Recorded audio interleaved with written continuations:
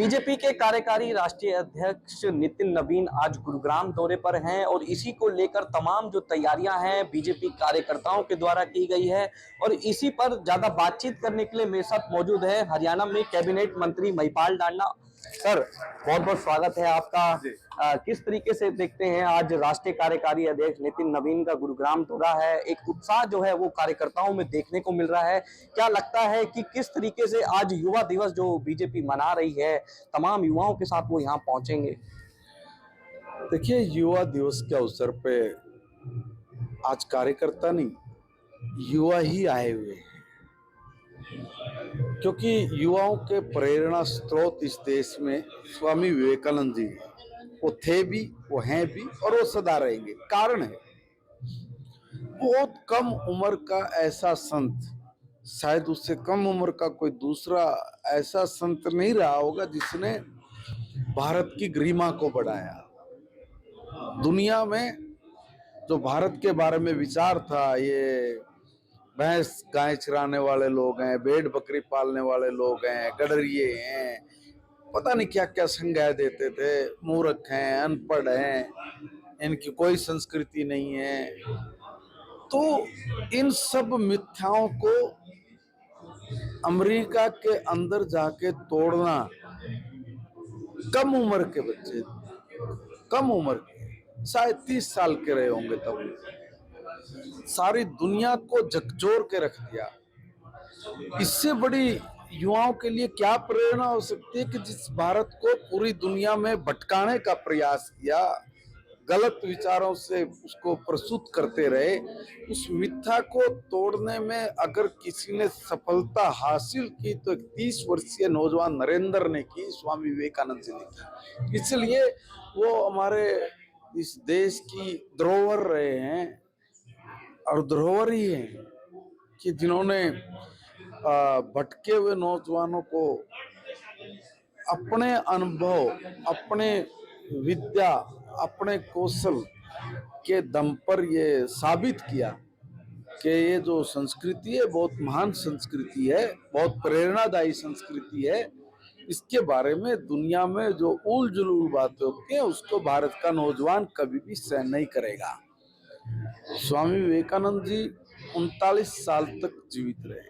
39 साल, 40 साल तक माना जाता है कि एक युवा होता है, मगर वो तो 39 साल तक वो कर गए जो अकल्पनीय रहा है। स्वामी विवेकानंद जी ने कहा कि अपने जीवन में लक्ष्य बड़े रखो और उन लक्ष्य को पूरा करने में अनेक बाधाएं, अनेक कठिनाइयां आएंगी, अनेक लोग भटकाने वाले आएंगे, अलग अलग विचारधारा के लोग आपके दिमाग को डाइवर्ट करने का प्रयास करेंगे, मगर जो लक्ष्य तुमने रखा है वो लक्ष्य शुद्ध हो, पवित्र हो, जन कल्याणकारी हो, उससे हमारी संस्कृति की जड़ें मजबूत होती हो और दुनिया में कोई आदमी उस पर डोट माफिक भी उंगली रखने का साहस ना कर सकता हो।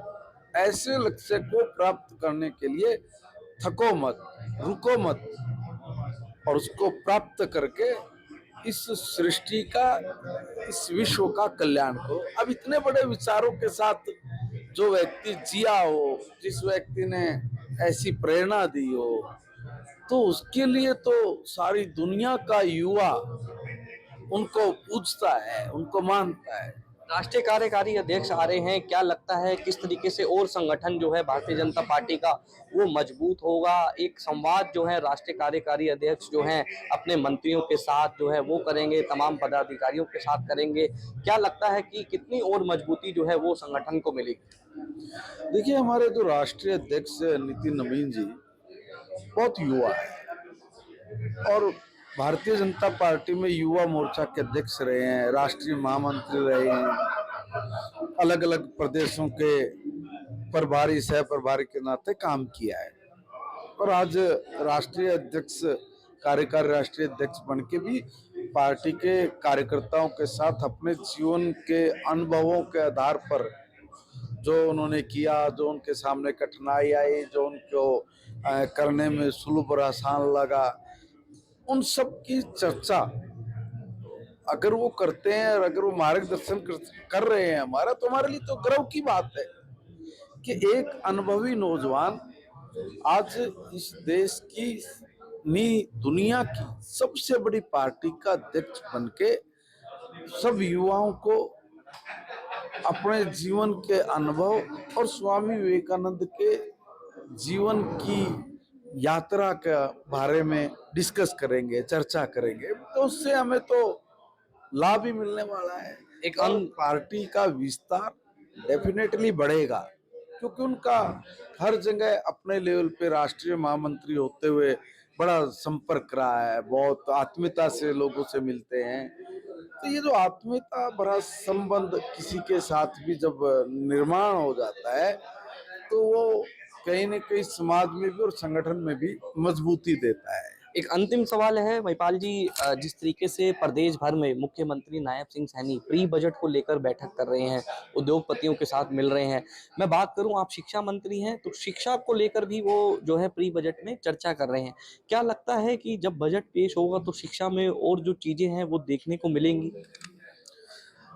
देखिए, ये एक परंपरा रही है बजट से पहले कि अपने घर में बैठो, बजट बनाओ, अपना फायदा डालो, जनता को बरगला दो। ये परंपरा थी। किसी को नहीं पता होता था क्या होने वाला है, क्या नहीं होने वाला है। लोग आस लगाते थे, ये हो जाएगा, वो हो जाएगा, मुंह तकते थे। मगर से पूछ के बनाएंगे, विभागों से पूछेंगे कि भाई तुम्हारे सामने क्या प्रॉब्लम है, जनता से पूछेंगे तुम्हारे को क्या दिक्कत है, क्या सुविधा दिए, कैसे दें, सुझाव दो। और जब पहली बार उन्होंने ऐसा किया तो उसके अद्भुत परिणाम निकले।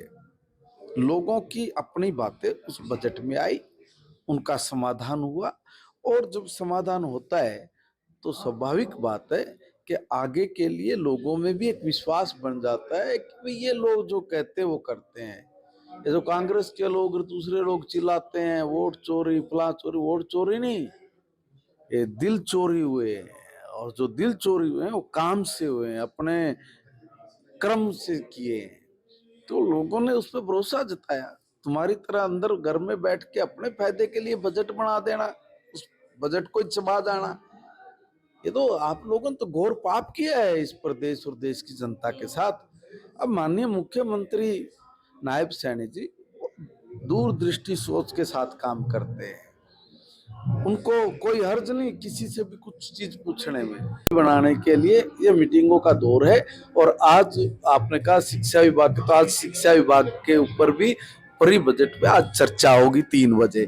तो उसमें क्या चर्चा होगी तो चर्चा के बाद आपके साथ बात शेयर करेंगे। धन्यवाद। देखिए, ये थे मेरे साथ कैबिनेट मंत्री महिपाल डांडा, जिनका साफ तौर पे कहना है जिस तरीके से आज कार्यकारी राष्ट्रीय अध्यक्ष नितिन नवीन जो है गुरुग्राम आ रहे हैं, तो एक उत्साह जो है वो देखने को मिल रहा है। साथ ही साथ मुख्यमंत्री जिस तरीके से प्री बजट को लेकर प्रदेश भर में बैठक कर रहे हैं, तो कहीं ना कहीं हरियाणा का जो बजट है वो आम जन के लिए होगा। जन जन जो आम जनता है उनको देखते हुए बजट जो है पूरा तैयार किया जाएगा।